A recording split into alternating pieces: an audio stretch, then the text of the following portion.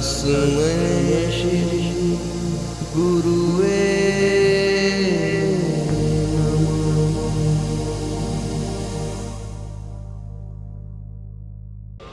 आज के संघर्षशील दौर में अपने लक्ष्य की प्राप्ति कुछ वैसे ही है जैसे भूसे के ढेर में सुई को ढूंढना।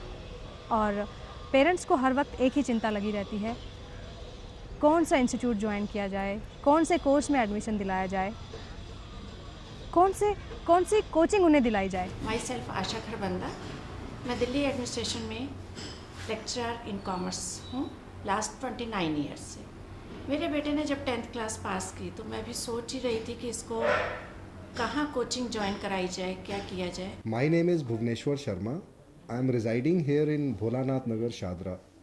I am working as a senior vice president and chief executive officer with a company which is into the manufacturing and turnkey solutions, particularly for thermal power stations in India. My son Dhruv Agnihotri, who has passed out his 12th examination from DAV Public School Shresth Vihar last year, and when he passed his 10th standards in 2009,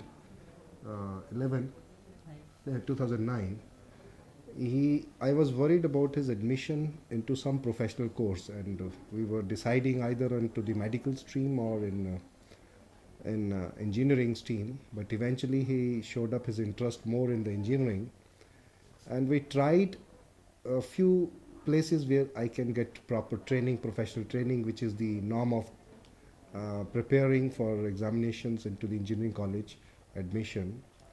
और parents को हर वक्त एक ही चिंता लगी रहती है, कौन सा इंस्टीट्यूट ज्वाइन किया जाए, कौन से कोर्स में एडमिशन दिलाया जाए, कौन सी कोचिंग उन्हें दिलाई जाए।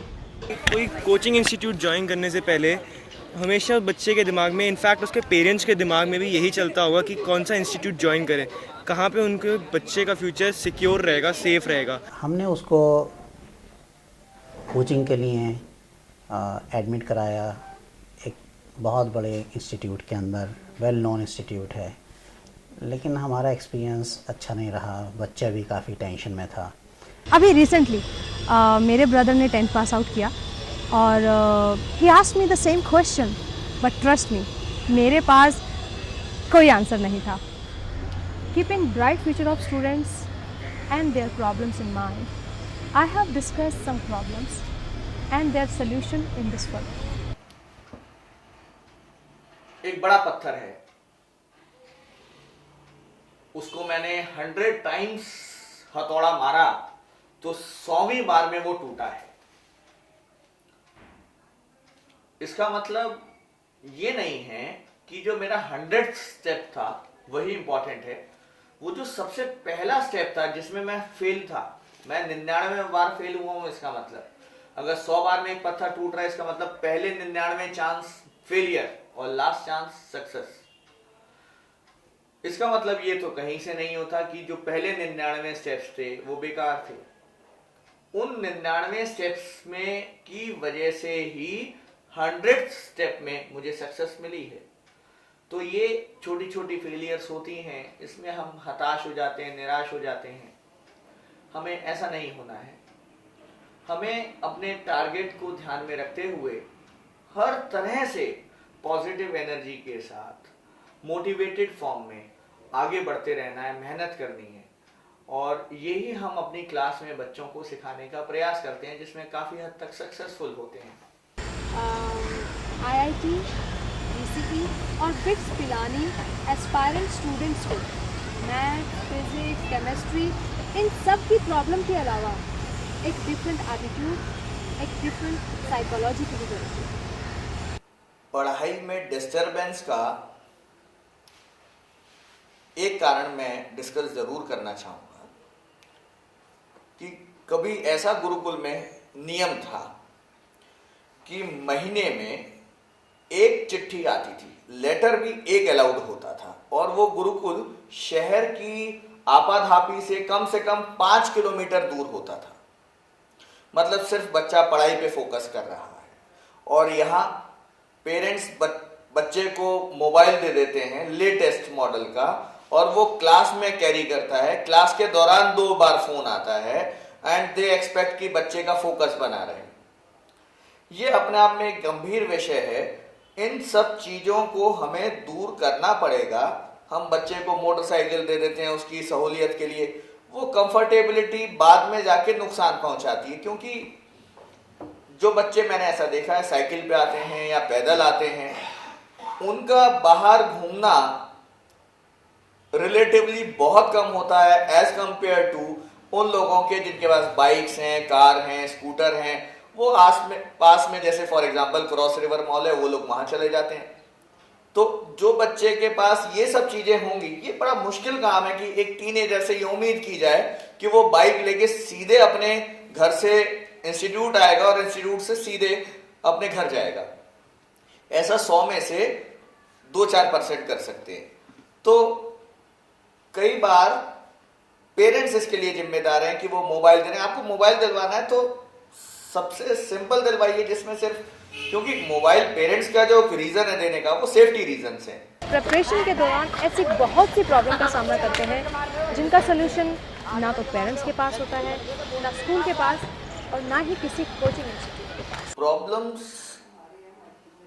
को सॉल्व करना, सब्जेक्ट को समझना अपने आप में नंबर लाने से ज्यादा जरूरी है। सब्जेक्ट के फंडामेंटल्स क्लियर होने के अलावा प्रॉब्लम को किस तरह से सॉल्व किया जाए, उसको समझा जाए, इस पर ध्यान देने की जरूरत है। सबसे पहले तो क्वेश्चन को ध्यान से पढ़ना चाहिए और उसके बाद सॉल्यूशन नहीं देखने हैं, आंसर्स नहीं देखने हैं, पहले खुद से ट्राई करना चाहिए। अगर खुद से ट्राई करने पर भी नहीं हो रहा है तो बुक्स और नोट्स को रेफर करना चाहिए। उसके बाद अगर किसी फ्रेंड से डिस्कस कर सकते हैं तो बहुत अच्छा है, और फाइनली टीचर के पास जाकर उस प्रॉब्लम को सॉर्ट आउट करना चाहिए। So this is the way to solve any problem.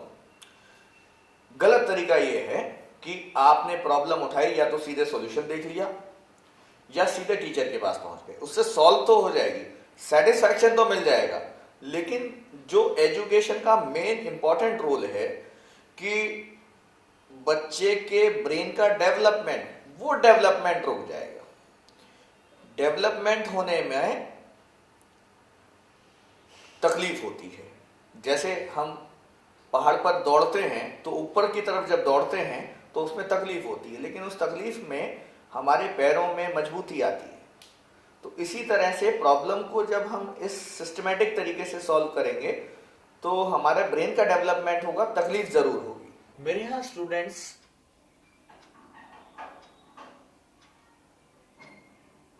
Self reliant बनते हैं, स्वावलंबी बनते हैं।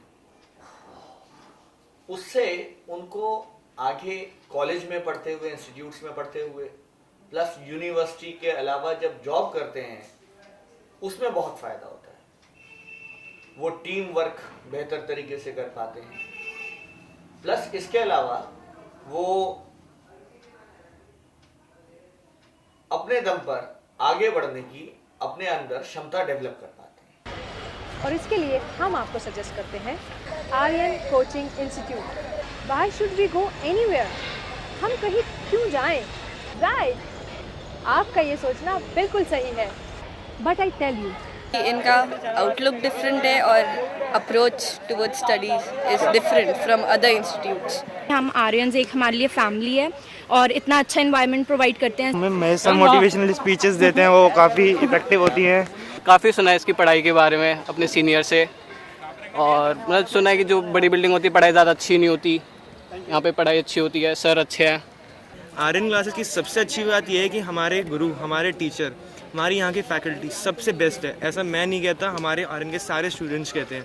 यहाँ पे कोई एडवर्टीजमेंट नहीं होती, कोई प्रमोशन नहीं होती, लेकिन फिर भी आर्यन क्लासेस को मैं बेस्ट कहता हूँ, कॉज यहाँ के फैकल्टी, यहाँ के टीचर्स, यहाँ के स्टूडेंट्स सब अच्छे हैं। वो हमें इतना सपोर्ट देते हैं हर तरह से कि हम अपने डाउट्स को खुद सॉल्व कर पाएँ और हर सिचुएशन को हैंडल कर सकें।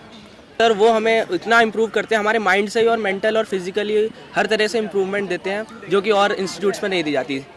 और इंस्टीट्यूट्स में सिर्फ प्रेशर मिलता है, लेकिन यहाँ पे कहते हैं रिलैक्स भी उतना ही ज़रूरी है जितना पढ़ाई। अप्रॉक्सीमेटली सेल्फ स्टडी कितनी करनी चाहिए? इसमें क्वांटिटी की जगह हम क्वालिटी पे फोकस करना चाहिए, और जहाँ तक हो सके कम से कम जितनी क्लास अटेंड कर रहे हैं उसका कम से कम दुगना या तिगना टाइम हमें डिवोट करना चाहिए सेल्फ स्टडी। सेल्फ स्टडी का मायने उसका कोई स्कूल में जो पढ़ाई हो रही है या जो कोचिंग में हो रही है उससे कोई लिंक नहीं रहता। ये खुद की अपना स्वाध्याय है और ये बहुत इम्पोर्टेंट है। ये जितना ज़्यादा बच्चा सेल्फ स्टडी पे डिपेंडेंट होगा उसके कॉन्फिडेंस लेवल में और उसके सक्सेस में आगे बढ़ने के चांसेस ज़्यादा होते हैं। While taking admission in any institute, there are several questions which strikes in our mind, and they are: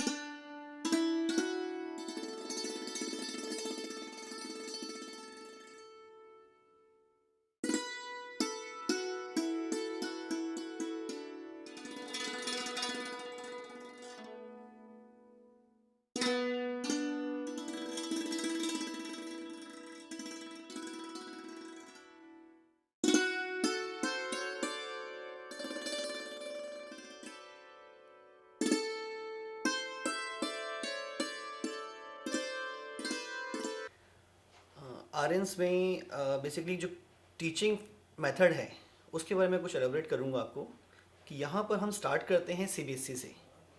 CBSE start करना बहुत ज़रूरी है, क्योंकि अगर बच्चे को एबीसी ही नहीं आती तो उसे हम सेंटेंस बनाना कैसे सिखा सकते हैं। सेंटेंस तभी आएंगे जब उसको बेसिक एबीसी अल्फ़ाबेट्स आते हैं, वर्ड्स बनाने आते हैं, उसको ग्रामर की नॉलेज है, तब वो आगे जाके सेंटेंस बनाना सीखेगा। इंजीनियरिंग की प्रिपरेशन आप कह सकते हैं कि एक सेंटेंस बनाने जैसे है। इंजीनियरिंग की प्रिपरेशन करने का मतलब है सेंटेंस बनाना, और सेंटेंस बनाने के लिए आपको पहले alphabets, then words, then grammar की नॉलेज है, तब आप वो सेंटेंस बना पाएंगे। तो उसके लिए हम स्टार्ट करते हैं सीबीएसई लेवल से। सीबीएसई लेवल में जो स्कूल में पढ़ाया जाता है वो सब हम पढ़ाते हैं, और हर टॉपिक को वहाँ पढ़ा के उसे हायर लेवल पे ले जाते हैं। और हमारे पढ़ाने में थोड़ा सा एक और चेंज है। 11th में हम बच्चे को सीबीएसई लेवल से स्टार्ट करते हैं और एक लेवल पे ले जाते हैं। वो लेवल आईआईटी का लेवल नहीं है, उससे कम लेवल है। आईआईटी के लेवल के लिए हम उसको 12th में पढ़ाएंगे, यानी कि 12th में 11th के सारे टॉपिक्स हम रिपीट करेंगे और उसे फिर आईआईटी लेवल तक पहुंचाएंगे। इसका रीज़न ये है कि 10th में बच्चा जो पढ़ रहा है और जो 11th में आके पढ़ रहा है उसमें गैप बहुत ज़्यादा है, उसके लेवल में बहुत गैप है। और उसके बाद एकदम वो इंजीनियरिंग की प्रिपरेशन करे तो उससे वो बच्चा घबरा जाता है। 50 to 60% बच्चे तो तैयारी छोड़ देते हैं इस डर के मारे कि हम ये कर ही नहीं पाएंगे। तो उस डर को ख़त्म करने के लिए और बच्चों को ईजी करने के लिए हम स्टार्ट करते हैं सीबीएसई लेवल से, उनको कंफर्टेबल करते हैं। उसके बाद उनको थोड़ा सा हायर लेवल पढ़ाया जाता है जो स्कूल लेवल से ऊपर होगा लेकिन आईआईटी लेवल से नीचे होगा। 11th में उनका एक बेस कंप्लीट करके फिर हम 12th में वो सारे टॉपिक रिपीट करते हैं, प्लस 12th का सिलेबस भी चलता है। तो बच्चा बहुत कंफर्टेबल रहता है, स्कूल में भी अच्छा परफॉर्म कर पाता है।